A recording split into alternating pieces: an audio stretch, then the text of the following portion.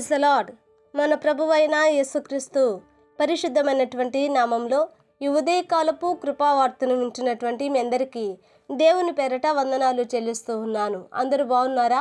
మరి పూట ప్రభు మనకిచ్చినటువంటి వాక్యాన్ని మనము పరిశుద్ధ గ్రంథములో చదువుకుందాం. యోబు గ్రంథము 8వ అధ్యాయము 22వ వాక్యాన్ని మనం చదువుదాం. యోబు గ్రంథము 8వ అధ్యాయము 22వ వాక్యాన్ని చదువుకుందాం.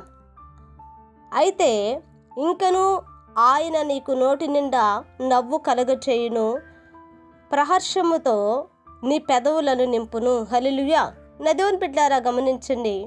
ఇక్కడ రాయబడినటువంటి వాక్యంలో ఆయన నీకు నోటి నిండా నవ్వు కలగచేయును. హల్లెలూయా. నదోన్ బిడ్డారా, గమనించండి.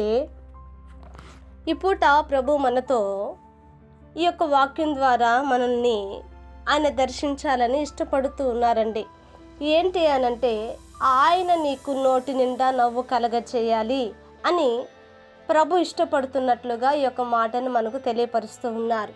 చాలాసార్లు ఈ యొక్క మాటను మనం వింటున్నప్పుడు ఏమండి, చాలా మార్లు ఈ యొక్క మాట నేను విన్నాను, కానీ ఆ తర్వాత మరలా నాకు రావాల్సిన దుఃఖము, రావాల్సినటువంటి సమస్యలు, రావాల్సినటువంటి కన్నీళ్ళు, రావాల్సినటువంటి మనోవేదన మరి మరలా వస్తూనే ఉన్నాయి కదండి అని మనం అనుకోవచ్చు. కానీ నా దేవుని బిడ్డలారా, గమనించండి. ఈ దినమున ఈ యొక్క మాటను ప్రభు మనతో మాట్లాడటానికి ఒక ముఖ్యమైన ఉద్దేశం లేకపోలేదండి. ఏంటది అని అంటే, గడిచినటువంటి దినాలలో, గడిచినటువంటి సంవత్సరంలో, గడిచినటువంటి మరి ఆ యొక్క రోజులలో నీ యొక్క కళ్ళలో నుంచి దుఃఖాన్ని ప్రభు చూశాడు.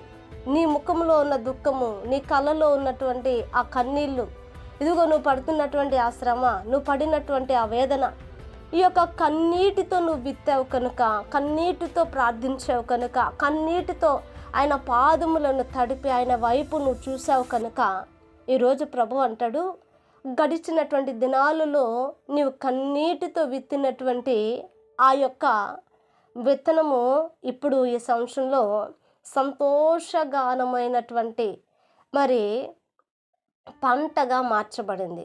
అందుకనే ఆ పంట ఏం పంట అంటే, నోటి నిండా నవ్వును ప్రభు దయచేయబోతున్నాడు. హల్లెలూయా.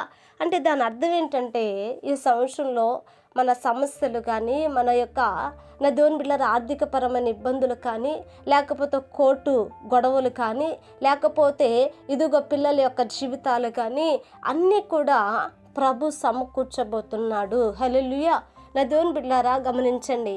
ఏ విషయంలో నీకు దుఃఖం ఏర్పడిందో ఆ విషయంలో ప్రభు నీ ప్రార్థన ఆలకించాడు కనుకనే ఇప్పుడు నీకు సంతోషాన్ని, నవ్వును, సమాధానాన్ని ప్రభు దయచేయబోతున్నాడు. కనుక ఈ యొక్క వాక్యాన్ని మనం వింటున్నప్పుడు నా దేవుని బిడ్డలారా, ఈ మాటని మరి మనుషుని యొక్క మాట కాదు, కానీ దేవుని యొక్క మాటగా మనము ఇదిగో ఈ యొక్క వాక్యం ప్రకారంగా మనము ఆధారం చేసుకొని, అయ్యా నాకు నీవు నవ్వుని కలగచేయబోతున్నావు, నాకు దుఃఖాన్ని పోగొట్టబోతున్నావు, నాకు సంతోషాన్ని, సమాధానము ఇదిగో నువ్వు అనుగ్రహింపబోతున్నావని ఈ యొక్క వాక్య ప్రకారంగా మనం ప్రార్థించినట్లయితే ప్రభు యొక్క వాక్యాన్ని మీ జీవితంలో రూఢిపరిచి స్థిరపరచునుగాక. హల్లెలూయా.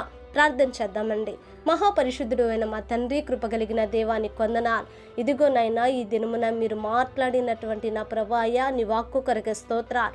గడిచిన దినములలో నైనా నీ బిడ్డలు కన్నీళ్ళ చేత, బాధ చేత, శ్రమ చేత, శోధనల చేత, రోగాల చేతనైనా బంధింపబడి అయ్యా పట్టి పీడించబడ్డారేమో అయ్యా, నెమ్మది లేదేమో, సమాధానము లేదేమో అయ్యా, నా తండ్రి సంతోషము లేదేమో, కానీ సంవత్సరంలో నా ప్రభు అయ్యా వాటన్నిటిలో నుంచి విడిపించి అయా వారికి నా ప్రభు నోటి నిండా అయ్యా నవ్వును నైనా మీరు దయచేయబోతున్నందుకు స్తోత్రాలు చెల్లిస్తున్నాను. ఈ వాక్యం వింటున్న ప్రతి వారిని నైనా మీరు జ్ఞాపకం చేసుకోండి. ప్రార్థనలో ఏకీభవిస్తున్న ప్రతి కుటుంబాన్ని మీరు జ్ఞాపకం చేసుకోండి. మరింతగా సంతోషముతోనైనా మీరు నింపి నడిపించమని ప్రభువాని చేతికి అప్పగిస్తూ యేసు నామమున అడిగి వేడుకుంటున్నాము తండ్రి. ఆమేన్. Praise the lord. దేవుని కృప మీకు తోడై ఉండును కాక.